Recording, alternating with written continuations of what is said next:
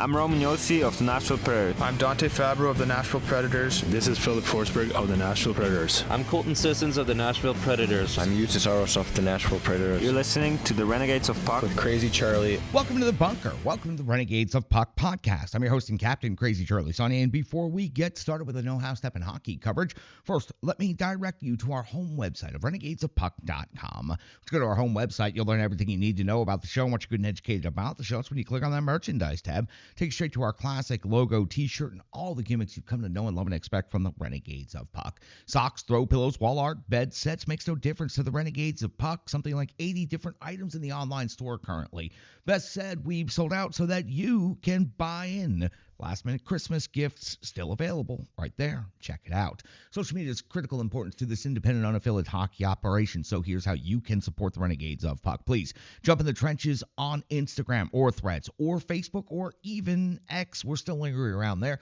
Social media helps us out a long way. It goes a tremendous amount to helping us get the links out there and helping promote the show. It doesn't cost you a thing, and it certainly doesn't take you much time. So please help us out there. Subscribe to our YouTube channel. We really could use a little bit of bolstering in our ranks over there in the YouTube area. So please help us out in that space. Subscribe to the channel, turn on the notification buttons, and get the latest content from the Renegades of Puck today. We also have a way for you to support us financially. It is the swear jar that's over there on the desk, also known as our tip jar.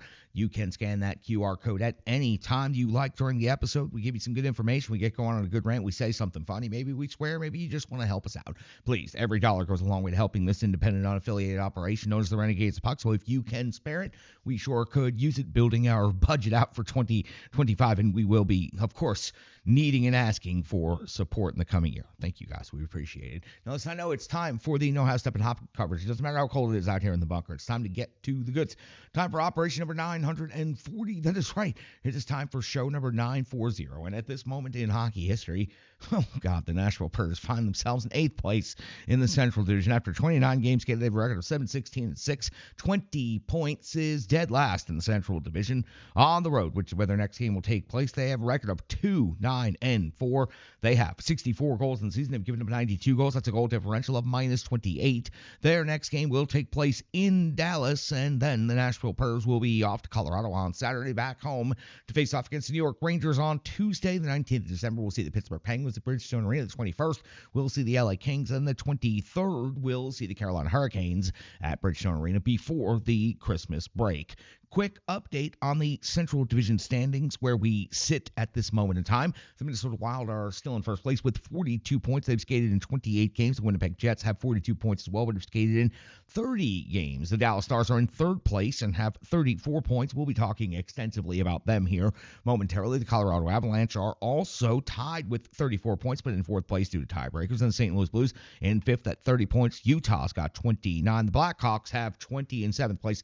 And there are the Nashville Predators sitting in 8th place with 20 points in the Central Division, 22 points behind the first place Minnesota Wild and Winnipeg Jets, 14 points behind their next opponent, the Dallas Stars. The Dallas Stars on the season have skated in 27 games. They have a record of 17-10-0. 34 points has them in a playoff spot at this moment in time. 14 points ahead of the Nashville Predators on home ice. They are quite good. 11-2-0, the reverse of the Nashville Predators record. 92 goals on the season, 69 goals against. Goal differential of +23 for the Predators and the Stars. This is going to be the second of 4 meetings this regular season. Central Division rivals as they are. Go back to October the 10th. It was opening night when the Nashville Predators had ever so much hope and a gleam in their eye, but they still fell to the Dallas Stars by a score of 4-3. Wedgwood got the last-minute start. Saros was out injured. 16 out of 20 taking the loss. Novak and Forsberg and O'Reilly scored the goals on opening night for the Nashville Predators, but it wasn't enough as Ottinger went 33 out of 36 picking up the victory. Marchment picked up 2 goals. Robertson and Hintz, who are just Pred killers, pick up goals in that game as well. These two teams will not meet again, is bizarre, until April. So once in October, once in December, and then somehow twice in April, yet it will have nothing to do with the playoffs. playoffs. 4-3, that would be April the 3rd. The Nashville Predators will be in Dallas for the second meeting this season on the road. And the 16th of April, the Predators will welcome the Dallas Stars back to Bridgestone Arena. Now, the Stars, their most recent stretch of 5 on the 1st of December is a 3-1 win versus the Winnipeg Jets. On the 2nd of December, a 2-1 win versus at Utah, so a back-to-back with travel implications there. On the 4th of December, a 3-2 loss at the LA Kings. On the 6th of December, a 3-2 loss at the Vegas Golden Knights. And most recently on the 8th of December, a 6-2 win versus the Calgary Flames. Ottinger picking up the victory, going 29 out of 31. Just a quick couple of notes before we get into the game matchup, NHL ranks, and statistics for the Nashville Predators. Injuries starting to mount up. O'Reilly still listed as week to week, but I have a hard time believing it's going to take that long to get him back. Carrier out, no time frame. Luzon out, no time frame. And the captain, Roman Josi, left last night after the first period, did not return. No time frame, no update on his injury. Lower body injury is the only thing we've been told officially at this moment in time. So for the Preds, injuries are starting to mount up. That will definitely have an effect. I just mentioned 3 of the Predators' opening season 6 defensemen are out injured for this next game. The NHL ranks the Predators are still the worst offense in the league at 2.21 goals per game. That's 32nd overall, but wow, it was so nice to see them score 3. They finally got above 2.21, at least for a night. Goals for the Dallas Stars, 3.37, impressive. 8th overall in the season. Goals against, 2.56 for Dallas is 4th best in the league, while the Predators giving up 3.17 per game is 24th overall. In the shots on goal category, 29.2 for Nashville is 13th best. The Dallas Stars, better than that at 30.1. They're 8th overall in the league. Shots against, they're also 8th in the league, giving up 27.4, while the Preds are giving up 29.9 shots against per game. That's 25th overall in the NHL. On the power play, this is the one place the Predators will find themselves, 2 places the Predators will find themselves ahead of the Dallas Stars. The special teams matchup in favor of the Preds in both categories. Power play, 18.4% is 21st overall in the NHL. 16 out of 87 opportunities. The Dallas Stars, it's surprising considering how good the rest of their metrics are that they find themselves at a 17.4% power play conversion rate. That's 26th overall in the NHL. Only 15 power play goals on 86 opportunities. So the Preds 5 positions ahead of Dallas in this one category. 6 positions ahead of Dallas in this next category, which is the penalty kill, where the Preds have excelled all season long. 87.1% is their kill rate. That's best overall in the NHL. They've given up just 12 power play goals against on the season. The PK rate for the Dallas Stars is very good and very reasonable. 82.5%. That's 7th best in the league. They've given up 14 power play goals against. So in the statistical measurement and matchup of this game, the Dallas Stars find themselves with 5 of the 6 metrics we talk about in the top 10. 3 of them at 8th overall in the league. The Nashville Predators only with 1 statistical metric in the top 10, and that is their penalty kill, which has excelled and been the best all season long. But a penalty kill cannot win you games. If you cannot score, the penalty kill is virtually irrelevant. Now, the top 5 scorers for each of these teams, and for Nashville Predators fans, an argument certainly ensues each time Matt Duchene's name comes up. Should the Predators have ever traded for him? Should the Predators have kept him once he was here? What should the Predators have done? Well, Matt Duchene has put all that well behind him. He continues to collect money from the Nashville Predators while also scoring against the Nashville Predators. This season for the Dallas Stars, he is red hot. 12 goals, 17 assists, 29 points, leads the Dallas Stars. Marchment's at 12 and 15 for 27. Sagan, 9 goals, 11 assists for 20 points. Robertson, 6 and 11 for 17. Johnston, 6 and 11 for 17. And you know what? Every one of these players usually does very good against the Nashville Predators. The Dallas Stars have just seemed to have their way with this Preds team for the last handful of seasons, and I don't anticipate it being any differently in this matchup or the remainder of the season. For the Nashville Predators, the captain, Roman Josi, we talked about, is not currently status known for this game. He did leave with a lower body injury, and we do not know. So Roman Josi leads the team in scoring, but is anticipated to miss the game. 7 goals, 16 assists for 23 points. Forsberg, uptick, 9 goals, 10 assists for 19 points. Good to see Phil Forsberg moving the numbers again, finally. What a weird drought that was. Marchessault, 7 goals and 8 assists for 15 points. Now, Stamkos, 7 and 7 for 14. O'Reilly out injured week to week, 5 goals plus 9 assists for 14 points. So the Predators have 2 of their top 5 scorers, including their leading scorer and their captain, out of the lineup, injured at this time. When it comes to goaltending, Ottinger has had his way with the Predators, and frankly, he's had his way with the rest of the league this season. He's got a record of 14 and 6. That is highly respectable at 2.43 goals against, average a 9.12 save percentage, and add 1 shutout to that. Also a victory against the Predators on opening night, going 33 out of 36 for the Nashville Predators. UC Saros, the record is atrocious, 6-13-5. The rest of the numbers decent, which means he gives you an opportunity to at least remain in the game, if not an opportunity to win the game on any given night. At 2.72 goals against average, a 908 save percentage with 2 shutouts on the season. But 6-13-5, God, that record is abysmal. It works out to 6-18. 6-18. No, that's not good. That gets you all set up for the Nashville Predators going off to Dallas to take on the Stars, after that into Colorado, and then back home for the last couple of home games before the Christmas break. Let's hit the Rebirth Sports full game recap. Let's go back and find out what happened against the Calgary Flames at Bridgestone Arena on Tuesday night right here on the Renegades of Puck podcast. Hockey players are as unique as the game itself, and your uniform should be tailored to fit you. Rebirth Sports is your sports apparel tailor. From shells, bags, warm-ups, hats, hoodies, branding, and more, let Rebirth Sports be your custom hockey tailor. And don't forget to tell them they do more than just hockey. Rebirth Sports on Facebook, Twitter, and Instagram. Rebirth Sport, a match made in hockey.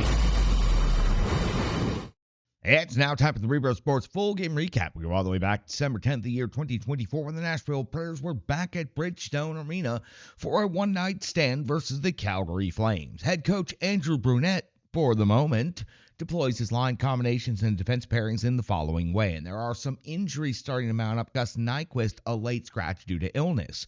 Forsberg, Stamkos, and Marchessault make up your new and somewhat sounding impressive first line. Parson, Svechkov, and LaRue, Jankowski, Novak, Evangelista. That combination should sound familiar from last season. Smith, McCarron, and Sissons make up your fourth line. On the defense, Willsby being asked to step up in a huge way and pair up with the captain Roman Josi on the top pair. Shea and Blankenberg, Del Gaizo, and Shen make up your third defensive pairing. And UC Saros gets the start on home ice in net. We are 1 minute and 8 seconds into the game, and it's UC Saros with the first action, coming with a save on Anderson. That's the first shot on goal of the game at the 2:08 mark of the first period. It's Calgary off to the box with bench minor. Too many men on the ice. UC Saros would have to come up with a big save on Backlund, though, on the shorthanded rush. The Predators would not generate much offense at all. At the 7:45 mark of the first period, it's Jonathan Marchessault breaking through for the Nashville Predators. His sixth goal of the season is a sweet redirect in the low slot off of Steven Stamkos' feed. That puts the Preds on top 1-0, and Bridgestone Arena rocking early on a Tuesday evening. 10:07 now of the first period. Vladar comes up with a save on Willsby, crashing the slot hard. Had some good time and space and could not pick the corner. 10:22 of the first. It's Kadri with his ninth goal of the season, tying the game up for Calgary. 1-1 now. Saros loses the rebound, and the Flames are able to pounce first on it, bringing the jam, and they are awarded the goal right here. Preds follow up immediately. 30 seconds later at 10:52 of the first period, Tommy Novak, that's right, all he does is make plays, at least this time. His fourth goal of the season, it's Jankowski with a no-look pass to the weak side for Tommy Novak to finish the play off. The Preds restore their one-goal lead, now leading 2-1 at the 11:07 mark of the first period. UC Saros coming up with a save on Backlund at the 14:42 mark of the first. It's Vladar coming up with a save on Tommy Novak. 15:25, we see Del Gaizo off to the box. 2 minutes for holding.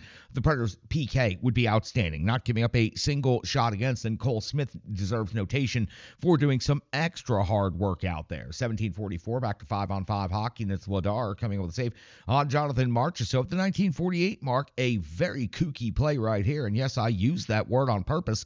Saros comes up with a save on Coleman's jam attempt after the puck went from the top of the net off of UC Saros' back and then rolled into the blue paint. Calgary does get to it first, but UC Saros able to stop the play dead right there. It's really quite a surprise it didn't just roll in right off of UC Saros. End of the first period finds us with a 2-1 Nashville Predators lead, and the shots on goal even at 8 apiece. To start the second period, some bad news for the Nashville Predators. The captain, Roman Josi, did not return from the locker room, and he will not return for the remainder of this game. 2:17 now of the second period. It's Vladar coming up with a save on Shen at the 2:27 mark of the second period. It's Rooney scoring his third goal of the season. He beats Shen to the low slot for the tap, and Shen, no awareness whatsoever of Rooney slipping right behind him, and it seemed like he had him covered the whole way until he didn't, and then Rooney found himself scoring the tying goal of this game. 2 apiece now. Shen looking pretty awful out there on the defense. 3:52 of the second period. Now it's Saros coming with a save on Backlund. 6:36 of the second. It's Saros coming with a save on Kadri. And 7:41 now of the second period. It's Jonathan Marchessault. That's right, Jonathan Marchessault scoring his second goal of the game for the National Nashville Preds, his 7th of the season, his first multi-goal game as a Nashville Pred. Another redirect, this time of Forsberg's backhand feed, and this was another very impressive hard crash to the net, putting the Predators back on top now by a score of 3-2, back and forth affair. 7:59 now the second, and Saros coming with a save on Zari. 9:21, Saros a save on Ball. 9:42, Saros coming with a save on Anderson, plus the follow-up by Kadri. The Calgary Flames starting to pour on the offense right here. And here we find ourselves at 12:21 of the second period with Coleman hitting the post for the Calgary Flames. And 13:49, the Flames do break through. Ed Spahal with his first goal of the season was a wrist shot through traffic. Saros never saw this one coming. Too many bodies in front.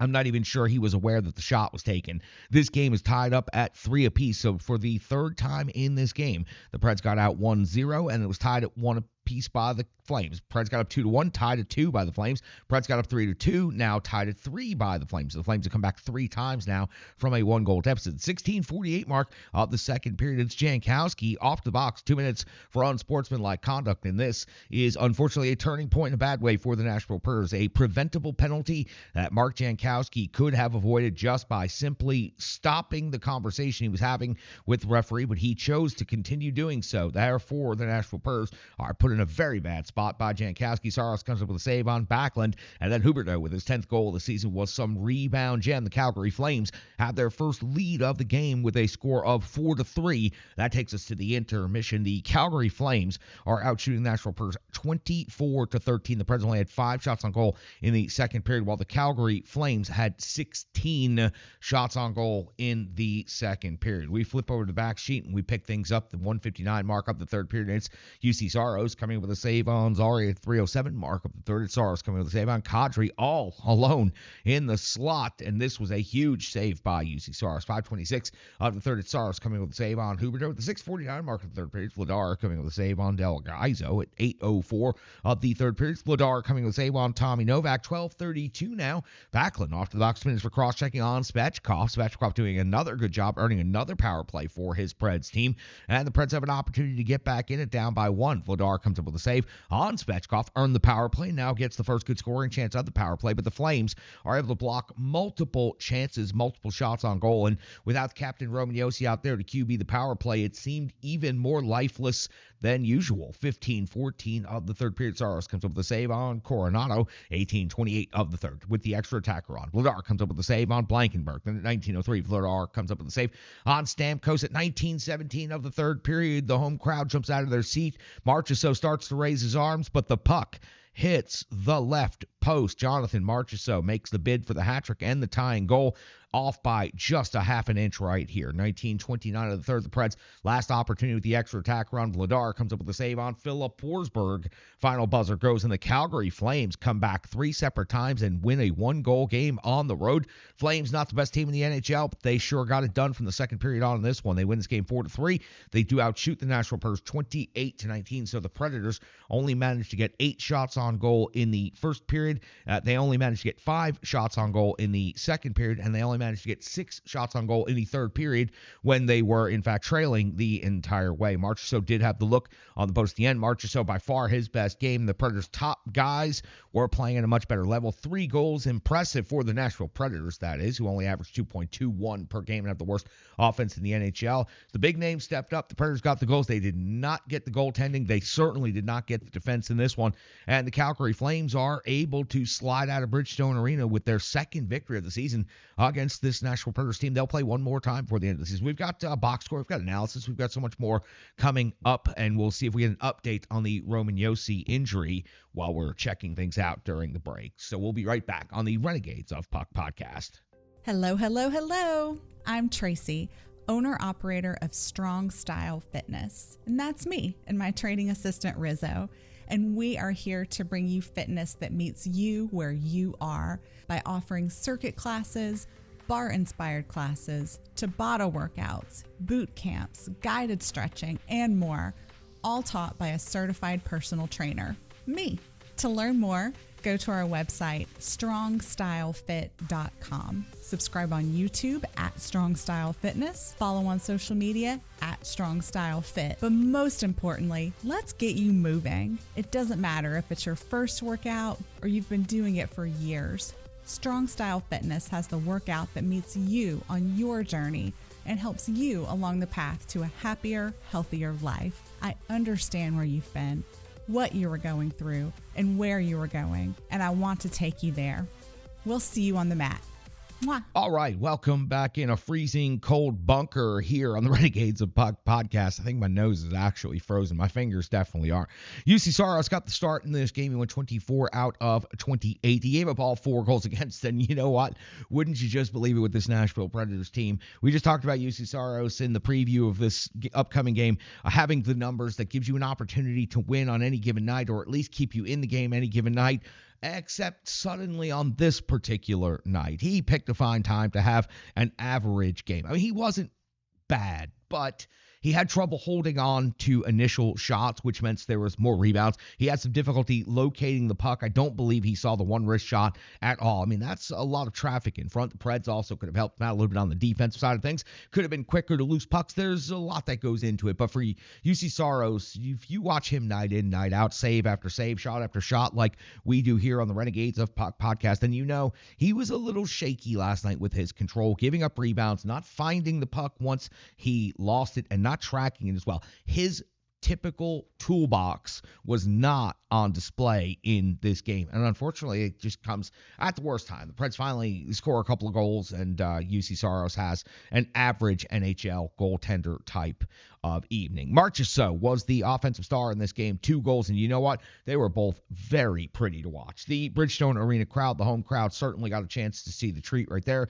Everything that's been advertised about Marchessault, everything that they remember about Marchessault from the Vegas Golden Knights, what a determined player he is, how hard he goes to the net, his touch, his finish, his ability to be out there and leading the team. Marchessault with 2 goals in this game, 3 shots on goal, 18:45 time on ice. His best game with the Nashville Predators, and he was working incredibly hard. He wanted this game. He was trying to put the team on his back, and he was trying to lead them to a victory over the Calgary Flames. Coming from Vegas, the Calgary Flames are a former division rival of his. I'm sure he had many, many nights playing very hard hockey against the Calgary Flames over in the Pacific Division. But Marchessault's best game as a Nashville Predator, it's really unfortunate. He hits the post there, going for the hat trick, which also would have tied the game up at 4 apiece. But Marchessault, by far a standout performance in this game, 2 goals in this game, and he deserves credit for that. Now 7 goals on the season as a Nashville Predator. Tommy Novak back on the score sheet, finally picks up a goal in this game at his 100th career point, 4 shots on goal. And you know what? Seemed kind of familiar, reunited with Evangelista and Jankowski. That worked out really well down the stretch last season, and it worked out very suddenly last night. So if the Nashville Predators are going to be dealing with some injuries, the illness, and other things running through the team, well, then maybe it's time to let those 3 run again, because I felt like they played really well, and they definitely generated a goal, and Jankowski brought a nice dish to that assist right there. Philip Forsberg had 2 assists in this game. He had 3 shots on goal, 2 block shots, 3 hits, 19:47 time on ice. It seemed like his game was very elevated compared to recent performances, and maybe that was the line combination that he suddenly was a part of. Forsberg, Stamkos, and Marchessault is an impressive-sounding law firm, but it's a better-sounding line when it comes to hockey. So I think Philip Forsberg was trying to express through his gameplay and effort to the coaching staff and everybody else that he likes those line mates. Now, when Ryan O'Reilly comes back into the lineup, we'll see if that leads to an adjustment. But it seemed like Philip Forsberg developed some pretty fast chemistry, and his game was elevated by the line mates that he had last night. Good to see Forsberg back on the score sheet. And Steven Stamkos was a part of that grouping, played center, picked up an assist, got strong reviews. The broadcast couldn't stop talking about how Stamkos had the time, he had the space, he had the control of the play to go ahead and get things done. Perhaps the Predators need to tap into this for the next couple of games to see if this line does continue with that type of chemistry that leads to some consistency in scoring, which gets the Predators finally out of this funk. Marchessault looking like he wants to throw the team on his back. Forsberg's game elevated for the first time in seemingly quite some time, and Stamkos doing some hard work out there and dishing the puck and generating offense. This could be something that the Predators could utilize. Listen, the Predators have been a one-line team plenty of times in their franchise history and at least found ways to win games. They need wins right now more than they need anything else. The captain, Roman Josi. We've talked about it in each and every segment because it's that important. When the captain goes down, it's all hands on deck. Only 5:32 in time on ice. 3 shifts before the injury seemed to happen. 3 shifts after the injury seemed to happen. But Roman Josi did not return after the first period. The lower body injury is the tag it's being given. No time frame, no awareness of what's going to happen with the next game or the next series of games for the captain, Roman Josi. We will update, of course, as soon as we have more information. But it's a day later, and there's still nothing official coming from the Nashville Predators. So injuries starting to add up. O'Reilly and then 3 of the starting 6 defensemen to start the season. Carrier, Luzon, now the captain, Roman Josi. It is all adding up. So let's hear from our good friends. That's going to wrap up the analysis. We got to get to the box score, and we've got more coming. Let's hear from Stripe Digital Solutions. Let's come back. Let's get into the good, cold, hard numbers right here on the Renegades of Puck podcast. The digital environment can be quite intimidating, time-consuming, and cumbersome, especially with all those other areas that need attention at your business, and that's why Stripe Digital Solutions is here to help. I know, because that's exactly what Stripe Digital Solutions did for me and the Renegades of Puck. From designing my home website and helping me create my merchandise to special event posters, brand building, and social media management. But it's not just that, it's so much more. Stripe Digital Solutions has helped me every step of the way. From startup to full-time operation, Stripe Digital Solutions has been there to assist and advise every single step of the journey. In today's fast-paced world, the path to success is having a strong digital partner, and nobody is better in the trenches than Brandy and Stripe Digital Solutions. Get the solution before it's even a problem with Stripe Digital Solutions. Welcome back in. Jonathan Marchessault picks up 2 goals to lead the Nashville Predators in this game. Tommy Novak adds the other goal for the Preds. In the assist category, Philip Forsberg leads the way with 2. Luke Evangelista also adds 1. Mark Jankowski adds 1. Those were both on the Tommy Novak goal. Steven Stamkos picks up an assist in this game. No points at all on the defensive side of things. Of course, a big component of that is Roman Josi missing so much of the game and the defenders being exhausted. You'll understand when we get to the ice time category. In the shots on goal category, it was Tommy Novak leading the Predators in this game with 4, and Phil Forsberg had 3. Jonathan Marchessault had 3, so Marchessault had 2 goals on his 3 shots on goal and also hit a post. When it comes to block shots, 2 was the highest number. Phil Forsberg, not expected to see him in this category, but only 2. Not that much, but only Forsberg, Sissons, Delgaizo, and Shen were able to add up to 2 block shots in this game. In the physical component of things, it was Luke Shen leading the way. At least he did something in this game. 6 total hits, and then it was 5 hits for Michael McCarron, 3 for Phil Forsberg, 3 for Juuso Parssinen, 3 for Fedor Svechkov, 3 for Delgaizo. So the Nashville Predators total was 28 hits. That's a reasonable number, but I would like to have seen more, especially against the Calgary Flames. Your time on ice leaders, and for the forwards, 1947 led the way. Phil Forsberg, again, his game seemed elevated. He's in every category that we've mentioned here during the good, cold, hard numbers portion of things, and it seemed like he really enjoyed being with those line mates, and those line mates happen to be Steven Stamkos, who skated 1908, and Jonathan Marchessault skated 1845 as your second and third time on ice leaders amongst the forwards. Now this gets wild on the defensive side of things. Brady Shea really stepping up here, 27:54 total time on ice after the Roman Josi injury, but also give credit to Adam Wilsby stepping up, 22:34, 20:36 for Luke Shen, 20:24 for Mark Delgaizo, and then 19:15 for Nick Blankenberg. So with Roman Josi only skating 5:32 in this game, the other 5 defensemen really had to step up. On the power play, time on ice leaders, the power play in this game went 0 for 2, 2:20 for Steven Stamkos, 2:17 for Marchessault, 2:12 for Philip Forsberg, and 2:21 for Brady Shea. On the penalty kill, the Predators went, 1 for 2 in this game, your penalty kill time on ice leaders. 2:42 for McCarron, 2:36 for Cole Smith. Good work by those forwards out there on the rink. 2:20 for Wilsby and 2:02 for Brady Shea. Your netminder in this game was UC Saros, 24 out of 28. He gave up 4 goals against an in-game save percentage of .857, 20 even strength saves, 3 power play saves, 1 shorthanded saves. He picked a fine time to put up an average night in net when the Nashville Predators actually had some other things going their way. The goaltending and the defense really let the Preds down in this one. Some other numbers falling out of the box score: the power play 0 for 2, the PK 1 for 2, the faceoff winning percentage back up to 56.6%. That's good. 28 hits, not bad. 13 block shots, not nearly enough. 4 takeaways. Why aren't they more aggressive on the puck? Why are the Predators not more aggressive on the puck? Why are the Predators not more aggressive on the puck? 13 giveaways on the night. So that's going to do it for the good cold hard numbers known as the box score. The Nashville Predators had some things go their way in this game, and some of the big names really step up, but they really faltered on the backside of the game when it comes to goaltending and defense, and we've chronicled that here, and the numbers reveal all when it comes to that. Listen, let's go to Bellevue, all right? Let's take you back to Bellevue. We saw what the Spartans did against the Decatur Blaze in the last episode on night one of the special attraction weekend of the Terry Crisp Ice Rink at the Ford Ice Center in Bellevue. The Red River Spartans of the USPHL Premier taking on the Decatur Blaze from the Midwest Division versus the Great Lakes Division. I was on the headset there in Bellevue, and we take you to night two. The Red River Spartans looking for revenge after a 4-3 loss against the Blaze. We take you to Bellevue right now.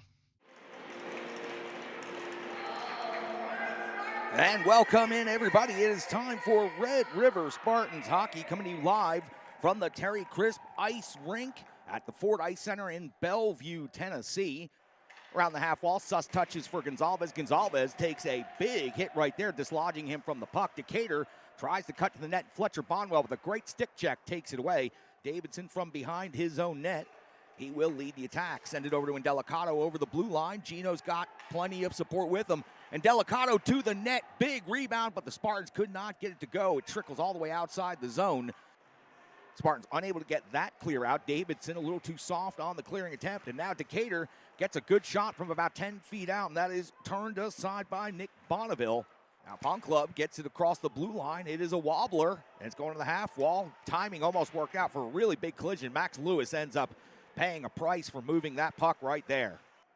Spartans first onto the half wall, but unable to get it past the blue line. The defender for Decatur was waiting for it, but a great battle ensues right there, and the Spartans take it away. That was number 21, Ryan Hughes, for the Spartans, doing battle at the blue line. Saved by Bonneville with the flash by the Decatur Blaze right across his face.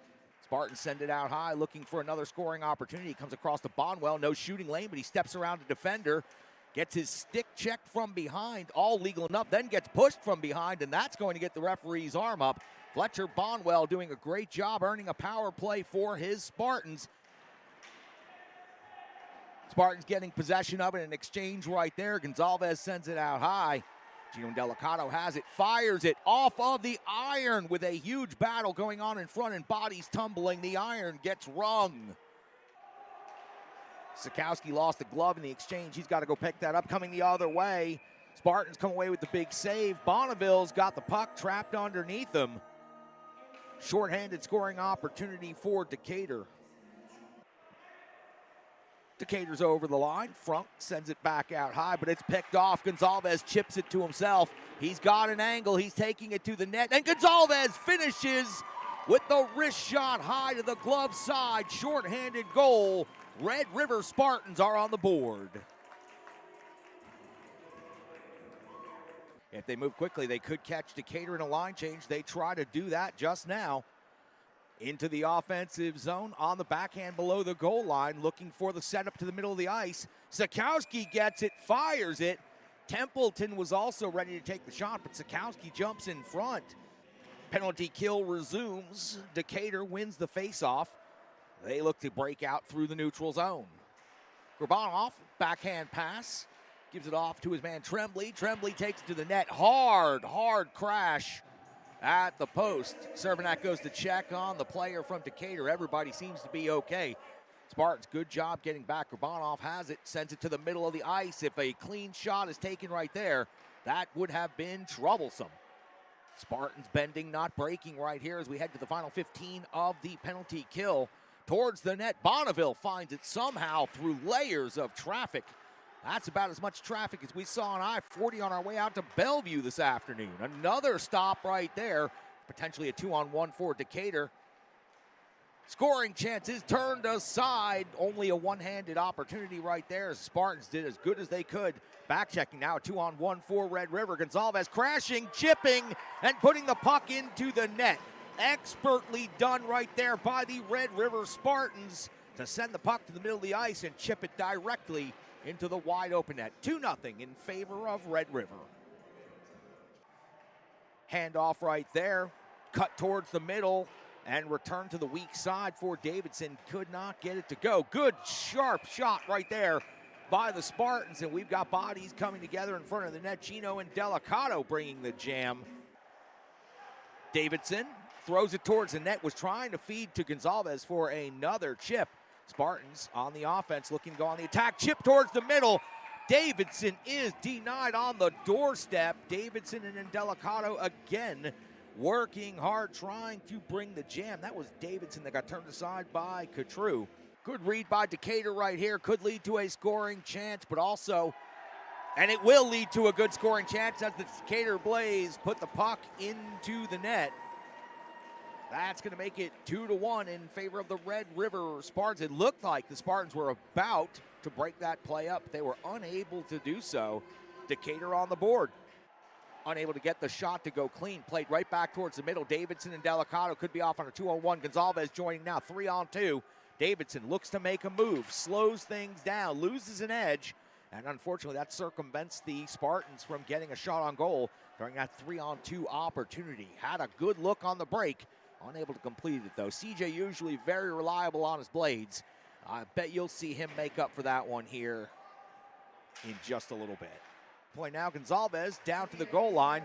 Spartans looking for the chip. There's a goal from Templeton from the sharp angle. On the first opportunity, he had time to pick his spot, and he missed it. This time, given the time on an even sharper angle, he rips that snipe home. That will count as a power play goal. The Spartans are up 3-1. Decatur comes away with it cleanly, though, looking for a big breakout right here, potentially a 3-on-2 rush. Decatur gets in close range and jams the puck into the net. That one beats Nick Bonneville. Decatur Blaze were building speed through the neutral zone. You can see it coming. They cut to the net, get the tuck in right there. We've got a 3-2 hockey game in favor of the Red River Spartans. Decatur on the board for the second time tonight. Spartans first, send it along the wall, but again, Decatur going to be able to skate into it, keep it in, but it's all being kept pretty far to the outside for now until that one, and that's a huge save by Bonneville. Referee's arm goes up. We're going to get a penalty delayed call on the Spartans. Extra attacker on for the Decatur Blaze. 6-on-5 opportunity right here with Decatur down by 1. They move the puck all the way back in their own defensive end, struggling to make anything happen. Spartans touch up the loose puck. Suva over the line, number 4 in red, looking to bring it towards the middle, sends it across, and that's going to be into the net for the Decatur Blaze. Decatur ties the game up at 3 apiece, and they will still have a full 2-minute power play. They scored on the first half of the double minor, so they will continue on the power play with the game tied at 3 apiece. 11:16 to go here in regulation. Lewis gets to the rolling puck, settles it down, sends it across to Kellett. Kellett tries to send it through the neutral zone. The Decatur Blaze are there to pick it off, but Lewis, opportunistic, gets to it, backhands it in before taking a massive hit. Davidson will now lead the charge over the blue line, takes the shot off of the pad of Catru. CJ Davidson picks up the loose puck, eludes one defender. He'll go right down the middle of the ice. Now move to the right side, looking for the shot. He's got an angle. He cuts in and finishes. CJ Davidson, 3/4 of the way down the ice, eludes the entire defense, takes it to the net, and finishes the job himself. Spartans back on top, 4-3, 7:08 to go in regulation. 6 minutes to decide what happens on Saturday night in Smashville. Meisner over the blue line with the puck. He has space. He takes the shot. Bonneville is able to shut it down. Blaze come away with the opportunity here. They do get the shot. There was a rebound available. Bonneville is able to trap the rebound. Good scoring chance right there by the Decatur Blaze, looking for the tie. Has it. Shot. Rebound. Big rebound. The Spartans first on it.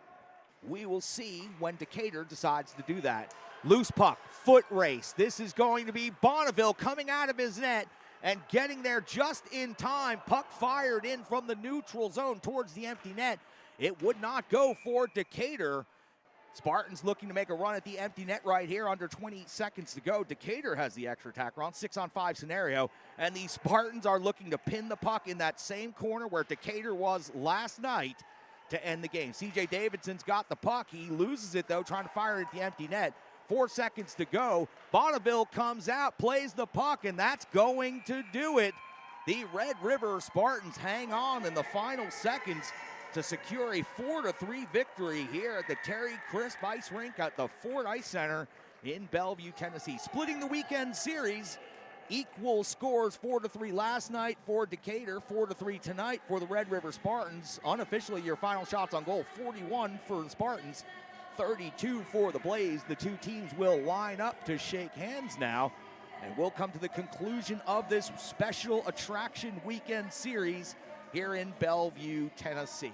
That game-winning goal by C.J. Davidson is a highlight reel moment for the young captain of the Red River Spartans. Great honor to be out there at the Terry Crisp Ice Rink in Bellevue, the Ford Ice Center, as it is known. It was a real good, fun time out there. Lots of people came out. We sold a lot of T-shirts and a lot of jerseys. The boys split the series on the weekend, 1-1 against the Decatur Blaze, and now head into the home portion of the Christmas break. So we will not see the Red River Spartans on the ice again here in Tennessee until January. So I hope everybody has a Merry Christmas in the USPHL. I will miss my Spartans family. That's going to do it for operation number 940.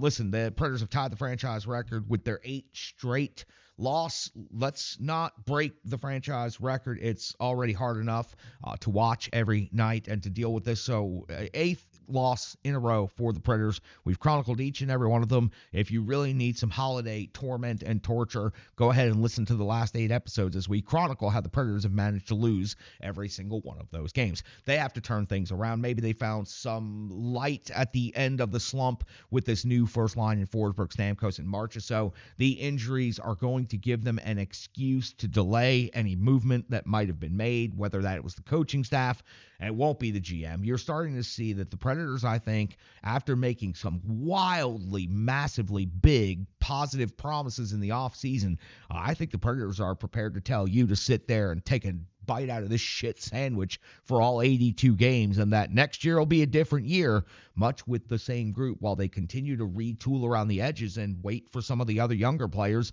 to age up to the Nashville Predators next season. So if that's what they're going to try to sell the fan base, it's going to be a mighty long grind of a winter. There is still more than half the season to go, so I want to see the Nashville Predators turn this thing around. It's going to be hard to do in Dallas, but a good rivalry game, maybe it'll get the blood pumping, maybe it'll get the Preds running, and maybe it'll find 2 points in the standings somehow. The Preds are in last place in the Central Division. They're one of the worst teams in the NHL, and statistically, there's hard to make an argument that they're anything but one of the worst teams in the NHL through 29 games, other than the penalty kill. How bizarre. That's going to do it for operation number 940. I am freezing cold out here in the bunker, so I'm going to go ahead and get inside, get this show together, get it up and posted and promoted, and we'll do that here in the next couple of minutes. So sure to appreciate each and every one. I appreciate your viewership, appreciate your time, and most importantly, I appreciate each and every one of you. I'm your host and Captain Crazy Charlie Saunier. Stick taps, love, and respect.